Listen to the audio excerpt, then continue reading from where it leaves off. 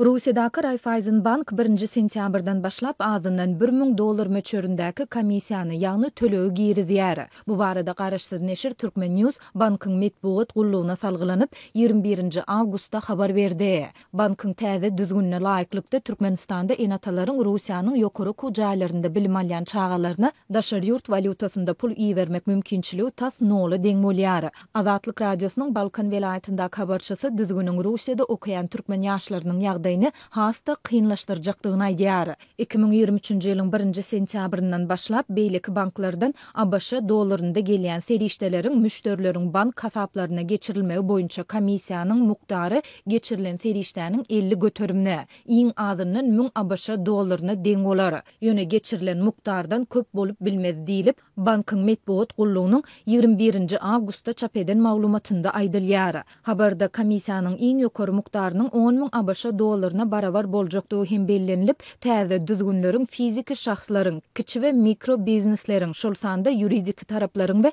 ýekebara telekeçileriň hasaplaryna gelýän ähli geçirimlere değişlidigi aýdylýar. Bank, bazar şertlerinin ütkümegi sebäpli abaşanyň dollaryna gelýän geçirimleriň sanyny çäklendirmäge mejbur bolýar.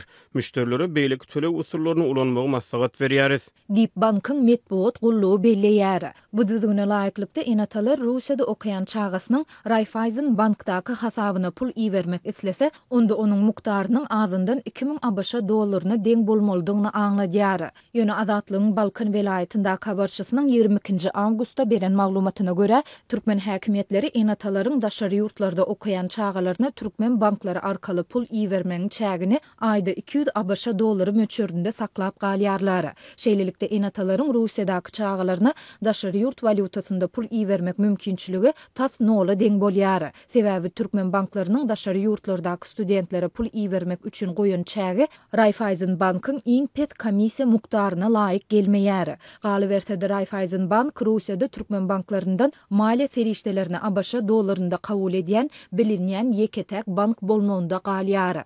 Türkmenwasy şäherindäki Türkmenwasy banky we Halkbank Rusiýanyň 50 götürüm komissiýa mukdaryny güýje giridendigini we munyň azyndan 1000 Amerikan dollaryna deň bolmalydygyny aýdyp, häzirlikçe pul geçirimlerini kabul etmeýärler. Täze düzgün Rusiýadaky studentleriň ýagdaýyny hasta kynlaşdyrar.